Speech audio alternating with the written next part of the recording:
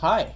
This is my voice, and I wasn't planning to reveal my voice until 1,000 subs, but I felt like it was really necessary for this type of content and giving that type of content depth. But in any ways, instead of focusing on it, I just like to move right into reviewing the game. Astroneer is a game where you are an engineer, surprise, surprise, exploring a derelict solar system filled with breathtaking and drastically different worlds. I've been playing this game a lot recently and have been playing it for roughly 2 years, and I really like the game and its base concept. At its core, it's a mine and craft style game with a couple of big spins on the genre. And I think what makes the game great is its perfect balance of exploration and crafting. It does a great job of making your progression require hours of scouring worlds for strange or searchable items, alien structures, or crashed pods. And the great thing is that they don't feel like chores. I'm never complaining that, I have to go do this again. I'm always excited to go out and see what I can find in these massive playscapes that they give you. This game accomplishes this huge sense of amazement and wonder between its 7 different worlds. And I love introducing friends to this game and watching the intense amount of curiosity spark in them when they find their first research item or go to their first new planet. This game is a powerhouse of creativity, and I think they have really nailed the atmosphere of it.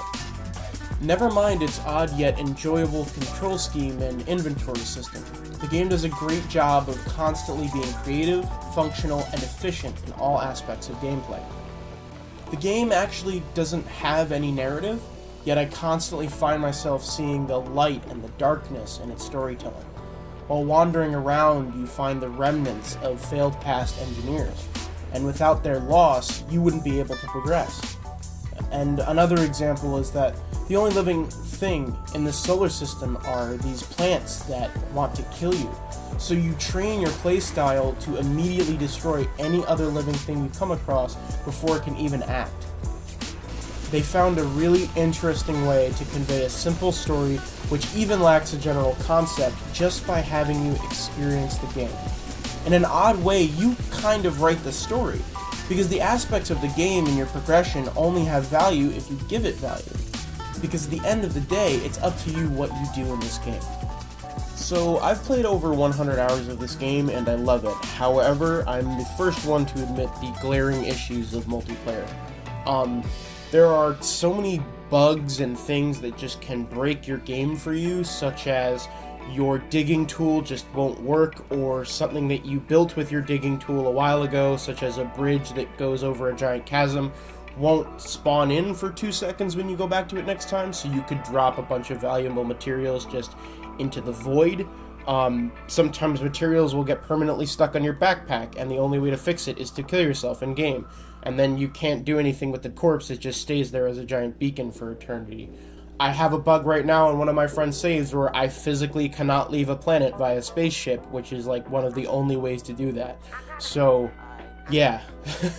There are a lot of things that kind of break the game in multiplayer, and they don't make it unplayable, but they do slow down your play process. Some of them make you laugh, and some of them just make you really aggravated because you can't progress in some cases without incredibly difficult processes. It's annoying. The other thing is that the number one bug fixer in this game right now is disconnecting from the session and rejoining, which can take anywhere between 1 and 10 minutes, dependent on your internet and your friend's internet and the actual game itself. That I kind of don't like.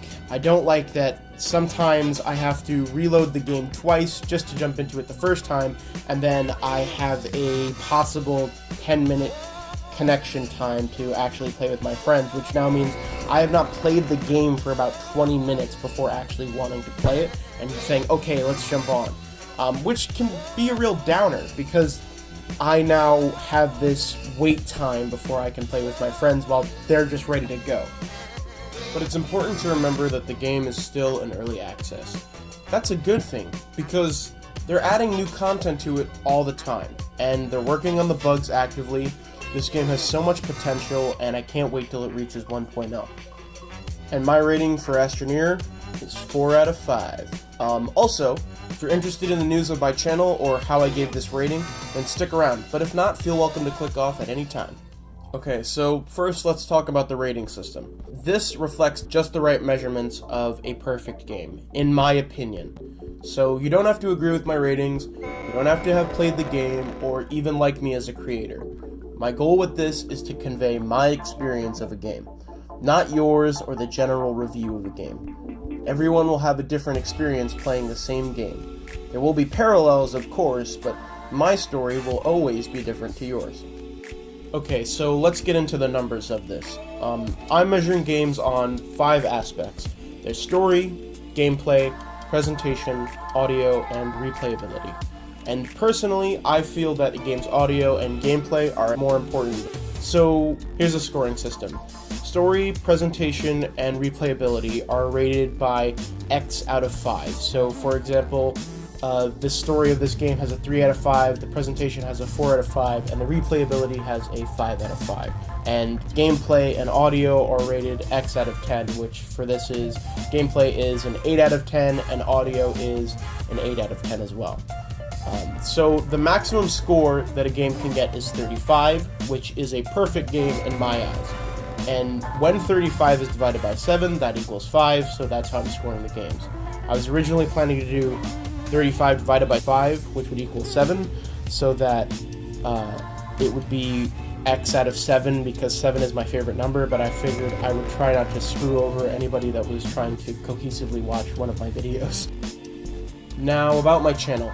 I'm still planning to keep putting out Apex videos here and there, and now some other content, obviously, as you see, but I want to be diverse and keep it diverse in the future. So I encourage you to stick with me and enjoy the show as I go down this perilous journey of kind of just figuring it out on the fly. Please make sure to comment with thoughts on any and all parts of the video. You're kind of guaranteed that I will respond to it, as I only have 100 subs, and even if every single one of you left a comment, I could still very easily get to all of them. So please, I encourage you to initiate conversations in the comment section, as well as I suggest joining my Discord if you really want to talk with me about it, because I could have a live conversation with you on there. And by the way, if you join my Discord, I don't really get anything for that. It's not like a Patreon or, oh, you're subbing to my 3 other channels or whatever. If you join my Discord, it just means that I can talk to you. You can play games with me occasionally based on what I'm doing, and I will send notifications of when I put a new video up in there. It's more so to create a community. I don't get anything out of it, except knowing that people are supporting me, kind of, sort of, and they want to actively engage with other people that are involved with this channel and myself. So, if that at all sounds interesting to you, please click the link in the description for an easy join. I also have a video on my channel on how to join my Discord via PC. I will probably make one soon on how to do it via mobile. I'm unsure. But yeah, if you're interested in that, please join. Also, look out every once in a while. I think I'm going to start doing 30 minutes here and there of playing a game on YouTube Live, since I just got a capture card, and just sitting down and talking to you guys for a little bit. And I think that'd be a really good way to also initiate conversations and get some of you to know my personality now that I'm going to use my voice. And if you like this, consider subscribing. Have a nice day.